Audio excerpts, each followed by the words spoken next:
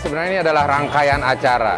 Kita udah bikin acara di beberapa kafe di Surabaya, dan ini malam ini adalah puncaknya.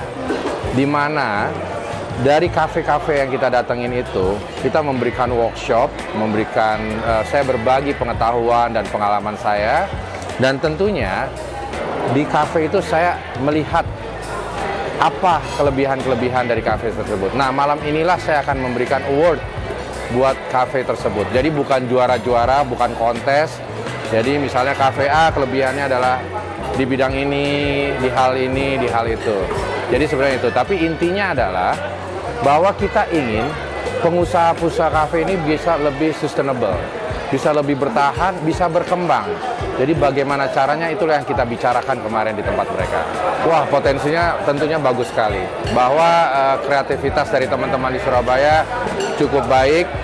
Tapi lagi-lagi saya ingatkan bahwa bisnis ini, F&B dan mungkin bisnis apapun juga butuh fundamental. Jadi jangan hanya berpikir buka hari ini menjalankan bisnis tersebut, tapi berpikirlah untuk berkembang.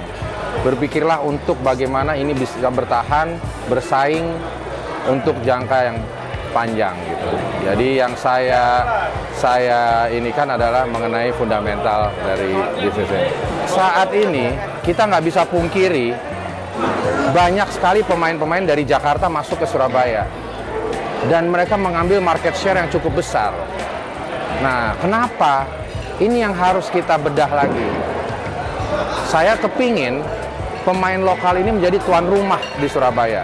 Brand-brand mereka lah yang dikenal dan brand mereka lah yang menjadi pengambil market terbesar.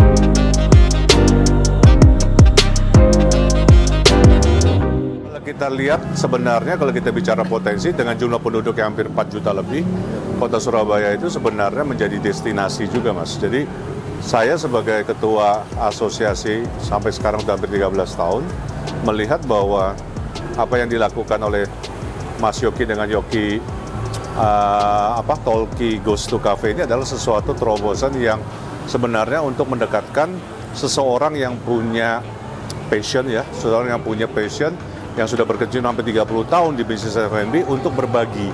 Nah, berbagi di sini sebenarnya kalau kita lihat karena adanya konsep besar potensi yang ada di Surabaya. Kalau kita lihat kota Surabaya, kalau kita bicara pertumbuhan dari kafe restoran setiap tahun itu selalu double digit.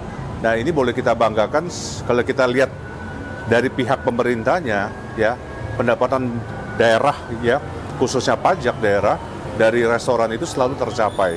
Tidak pernah tidak tercapai. Ini bisa menunjukkan bahwa potensi ataupun kuliner di kota Surabaya, F&B di kota Surabaya ini menjadi salah satu bagian yang terpenting, menjadi industri yang sebenarnya menjadi industri yang selalu diinginkan oleh masyarakat kota Surabaya.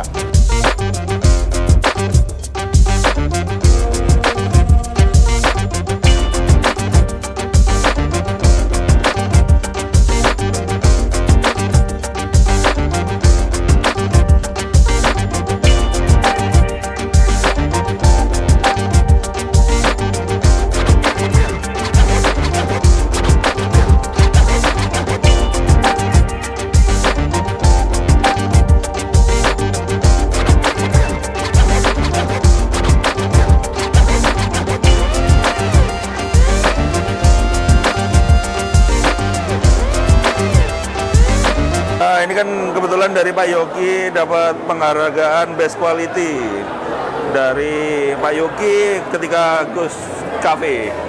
Nah, ini kayaknya emang dari dulu kita itu selalu berusaha semaksimal mungkin untuk gimana supaya dapat quality terbagus dari bahan-bahan yang ada di kafe, terus kita develop supaya gimana caranya kita dapat kualitas yang cukup bagus dan fair terhadap customer, sesuai dengan harganya, sesuai dengan kualitasnya dan layanan yang kita berikan gitu. Seberapa penting sih Mas kualitas itu dalam usaha gitu? Kayaknya kalau kualitas kita ngomongnya masalah produksi harusnya kita itu adalah core-nya gitu loh. Core dari bisnis F&B ya, apalagi kalau bukan food atau beverage-nya. Jadi ketika nanti datang ke suatu tempat F&B tapi nggak punya food atau beverage yang bagus, ya berarti si customer berhak untuk memilih tempat lain. Tapi itu juga kembali lagi kalau masalah seperti itu tes kan masalah kesukaan. Jadi kalau masalah kesukaan, setiap orang itu punya sukanya masing-masing.